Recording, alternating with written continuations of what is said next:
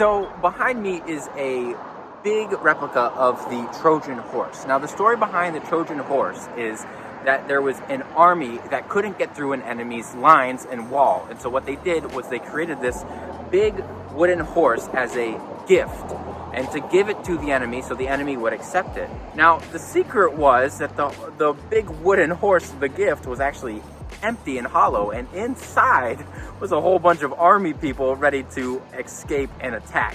Now when I think of that story, I think about how our exterior is only one thing, and what's inside can sometimes be different. There's scripture that says that God looks at the heart. There's scripture that talks about how only God knows our heart. We can see something on the outside as people. It says man looks on the outside, but God looks at the heart. And so we may see one thing, right? Like you could even see there was another Roman Colosseum over there, and it's basically a facade where the outside looks a certain way, but on the inside it's completely different.